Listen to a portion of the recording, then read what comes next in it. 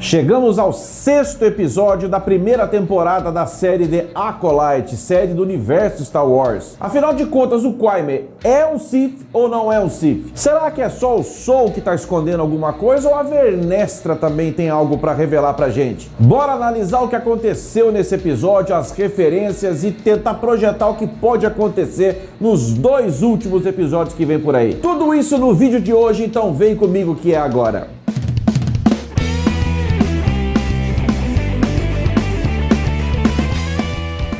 E aí galera, Spotkin na área, eu sou o André Muro e desejo que você esteja bem demais. A nossa alegria durou muito pouco, uma semana só, né? Depois de um bom episódio, que foi o 5º episódio, a gente teve uma baita queda de novo no andamento do próprio episódio. Diálogos altamente convenientes, como por exemplo uma outra coisa que tá torrando a paciência toda vez que o Sol tenta contar o que aconteceu em Brandon, que acontece alguma coisa e não conta. Até a nave dele fica dando pau lá toda hora, bem na hora que ele vai falar, a nave desliga, volta, desliga, interferência em rádio. Normalmente em Star Wars tem interferência quando eles querem transmitir mensagem, quando eles estão passando por algum campo de asteroides, alguma coisa assim, mas nem isso. Ou seja, as coisas estão acontecendo por pura conveniência de um roteiro fraco. E esse episódio basicamente se divide em 3 núcleos. Vou falar do primeiro núcleo, que eu acho que é o menos interessante, que é o núcleo do Sol com a May. Menos interessante neste episódio. Como eu já disse, um episódio em que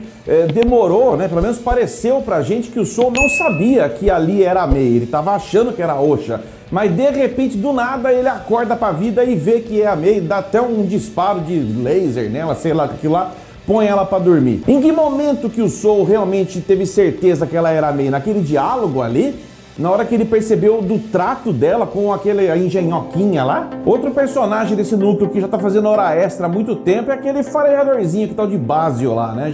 Acho que já deu o que tinha que dar também, né? Não tá servindo pra nada aquilo lá. Eu achei que ele ia entregar pro Sol que ela era May por causa do cheiro, mas não foi nada disso. O bichinho tentou resolver ele por conta própria. O máximo que ele deu foi uma agarrada na perna da May e saiu com uma lanterninha ali. Olha, ridículo. O que provavelmente vai acontecer agora é o Sol, no próximo episódio, contar a versão dele do que aconteceu em Brandok. Finalmente acho que nós vamos saber o que aconteceu lá, né, com a morte do clã todo ali, das bruxas. Ele vai contar a versão dele e possivelmente a jornada da May cruzando do lado sombrio pro lado luz da força deve estar começando a partir desse contato, né, com o Sol. Acho que ele abrindo o coração, expondo tudo que houve ali, pode ser, tudo na condicional, né, pode ser que ela comece com ele, então, entender um pouco mais o lado dos Jedi e busque esse lado luz da força. O outro núcleo, que é o núcleo do Qui-Gon com a Osha, né, que foram para um planeta aí desconhecido, como o próprio episódio diz, né, mas é um planeta rico em cortoses. Eles estão dentro de uma mina de cortoses, convenientemente. No Legends de Star Wars, existem pelo menos 2 planetas mais distantes, né, mais inóspitos assim, que são fontes de cortoses. Um deles, inclusive, tem muito a ver com o Darth Tenebros e com o Darth Plagueis. Então, talvez esteja aí a conexão. Até porque, acredite se quiser, você, meu jovem Padawan, minha jovem Padawan, teremos a 2ª temporada de The Acolyte. Os caras vão ter que trocar demais esses diretores para fazer com que a gente tenha vontade de continuar assistindo. Mas sim, teremos uma 2ª temporada. Até porque, abre parênteses, já abri, né? Eu acho que The Acolyte é a série que está contando não só a história do final da Alta República, mas passando pela queda da Ordem Jedi. E essa queda da Ordem Jedi passa diretamente por Darth Plagueis e Darth Sidious, que é o Palpatine. Então, ninguém tira da minha cabeça que na 2ª temporada provavelmente nós vamos chegar até o Palpatine de alguma forma. E pode ser que esse planeta, que tem essa rica presença de cortoses, né, como o próprio Qui-Gon a gente viu ali ele mostrando, explicando um pouco mais sobre as propriedades do cortoses, né, que além de ser um fabricante de curto-circuito em sabre de luz temporário, né, um curto-circuito temporário, e também ele faz com que os sentidos sejam bloqueados do usuário de um capacete, de um elmo de cortoses, fazendo com que o indivíduo sensível à força fique exclusivamente concentrado entre ele e a força, para que a força seja o guia das ações durante uma luta, por exemplo, que ele possa sentir um golpe chegando ou um inimigo se aproximando. E nesse planeta desconhecido, que pode ter lá alguma relação com Darth Plagueis ou Darth Tenebros, a gente viu o Quaimir se aproximando da Osha e escolhendo sim a Osha para que ela, no fundo, o Quaimir quer que ela seja a acólita dele. Ele sabe que a Osha das duas irmãs parece ser a mais poderosa, para ele pelo menos. E ele a todo momento vai fazendo com que ela se sinta no comando, deixa ali um sabre marcando ali, né? Aliás, que ridículo, hein? Totalmente dispensável ver o Quaimir tomando banho pelado nesse planeta, hein? Que é isso?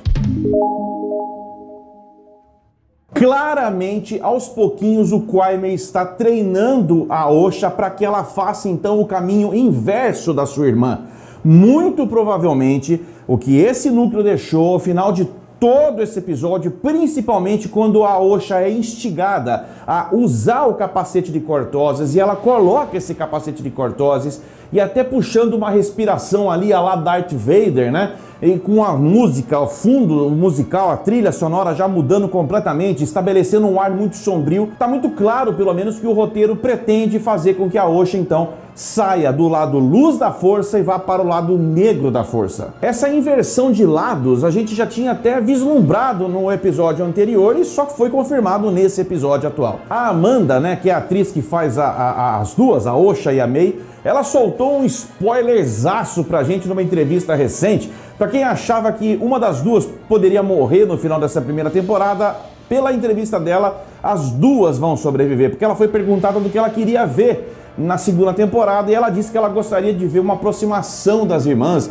muito mais amor de irmã com irmã. Então, se ela disse um negócio desse, é porque nenhuma das duas vai morrer. O máximo que vai acontecer é a troca de lados, né, que é o que está caminhando para ser. E o último núcleo, então, que é o núcleo da Vernestra, que vai começar uma investigação para saber o que aconteceu com a sua equipe de investigação. Ela vai até Kofar, não entra na casa do Keonaka. Mas, meu Deus, achou todos os caras mortos ali, vai preparar o enterro de todos eles, né? Devidamente, do jeito que manda a Ordem Jedi, mas não foi sequer dentro da casa do Keonaka, porque se ela tivesse entrado lá na casa do Keonaka, ela ia poder ver aqueles símbolos que a gente comentou, e essas coisas é que intrigam vendo essas obras com falhas de continuidade, né? Para que então o Keonaka estava estudando aqueles símbolos, aqueles rituais pertencentes ao clã das bruxas ali de Brandok, se não vai servir para mais nada? Então por que mostrou se não vai servir para mais nada? Esse núcleo da Vernestra nesse episódio acabou sendo mais interessante por vários aspectos, né? Primeiro, foi sensacional poder ver o sabre de luz dela estilo chicote, né? É um dos sabres mais perigosos que existem, tanto para destruir o inimigo, até por aquele que manuseia, né? Porque você não pode vacilar com um sabre de luz que tem o aspecto de um chicote de luz, né? Há quem diga, pode ser que ela tá ali com uma pulga atrás da orelha, imaginando que possa ter sido o Sol que matou todo mundo ali. Mas ela é, desde alguns episódios atrás, a única que tá dizendo que ela está sentindo, ela tem esse dom de pressentir, de sentir as coisas. E não é a primeira vez que ela crava que alguém está surgindo para equilibrar a balança da força. Então, por mais que o Sol seja um suspeito, internamente ela sabe que não foi o Sol, ela pressente que tem algo a mais aí. E além de lidar com essa ameaça surgindo depois de um milênio, né, que pode ser aí um Sith ou o lado negro da força, ela tem que lidar com questões da Alta República, questões políticas. Um certo senador poderoso, ambicioso aí, chamado Ryan Court, está querendo propor uma investigação, ou pelo menos uma auditoria na Ordem Jedi. Foi isso que aconteceu, e ela teme por isso. Esse senador que a informa de que esse outro senador, Ryan Court, está querendo fazer isso, diz: olha, vocês sempre prestaram muita fidelidade ao Senado, não tem por que temer. Gente, a Ordem Jedi e a Alta República, o Senado, são instituições diferentes, mas que ao longo de muitos anos sempre trabalharam juntos. A Ordem Jedi funciona como uma grande polícia da galáxia, né? Mas muitos senadores, durante a Alta República, temiam que a única força de defesa realmente da Alta República fosse exclusivamente os Jedi. Porque se eles se voltassem contra a Alta República, quem iria defender os interesses da República, sendo que eles seriam os únicos que tinham essa função anteriormente? Então sim, o Senado sempre ficou de olho aberto em cima da Ordem Jedi. E com a Ordem Jedi sendo ameaçada, com os Jedi sendo mortos, com tudo ruindo, é claro que vai rolar uma crise entre a Ordem Jedi e o Senado Galáctico. O que fica de questões para que esse episódio empurre para os episódios seguintes, para ver se responde, que eu acho que vale a pena a gente focar. Primeiro, essas cicatrizes que existem nas costas do Qui-Mir. São cicatrizes produzidas por quem o traiu, por quem o abandonou, por quem o expulsou, sei lá. Na cabeça dele, ele foi traído, ele foi jogado fora, mas e se ele aprontou alguma e mereceu aquelas cicatrizes, hein? Por que lá atrás, no outro episódio, o Soul disse que o Qui-Mir parecia familiar a ele? Seria ele, então, o Qui-Mir, um Youngling ou um Padawan do Soul e ele não tá lembrando? A surpresa do episódio foi o Qui-Mir dizer que ele já foi um Jedi há muito tempo atrás.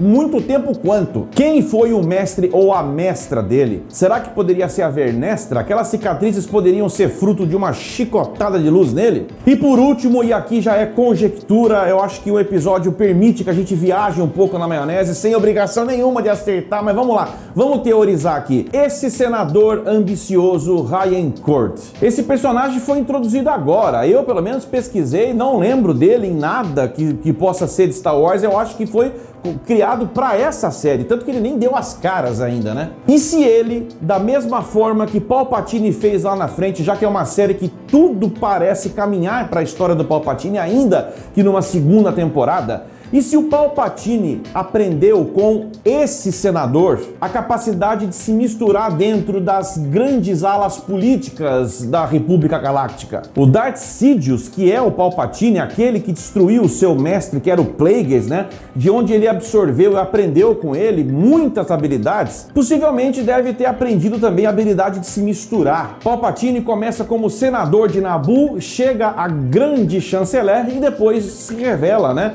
pelo lado negro da força, instituindo o primeiro Império Galáctico, sendo o Darth Sidious. E se ele aprendeu isso com o seu antecessor? E se esse senador Ryan Court for ninguém mais, ninguém menos do que o próprio Darth Plagueis, que ainda não se mostrou? E se o Qui-Mir for então o Sith aprendiz do Plagueis que se mistura no Senado Galáctico como Ryan Court? E isso é claro se o próprio Qui-Mir for de fato um Sith. Existem teorias de fãs aí dizendo que ele poderia ser o fundador dos Cavaleiros de Ren, cavaleiros esses que lá aqui no final da trilogia, muitos anos à frente, o próprio Kylo Ren, né, no episódios na trilogia final, 7, 8 e 9, participou, né, foi elevado a um Cavaleiro Ren, que esses cavaleiros não são nem Siths nem Jedis, mas eles são tendenciosos ao lado negro da força, são sensíveis à força também. Eu particularmente acho difícil uma teoria dessa dar certo, os caras têm que casar direitinho tudo, porque pelo cânone de Star Wars, esses cavaleiros só surgiram a partir da queda do Império, muitos anos, pelo menos 80 anos à frente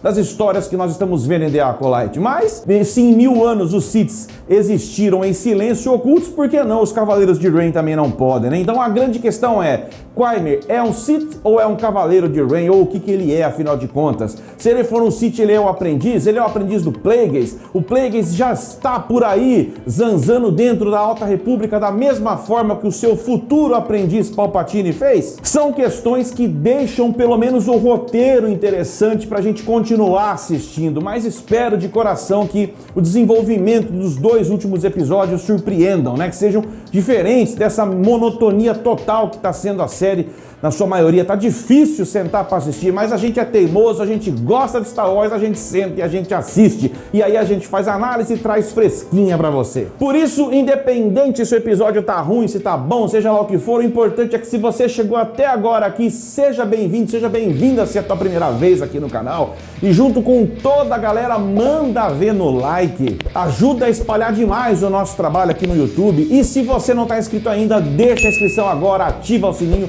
Vem fazer parte da família. De resto, eu desejo que você fique bem, se cuide, que a força esteja com cada um de vocês. E a gente se vê sempre no próximo vídeo. Spótico na área.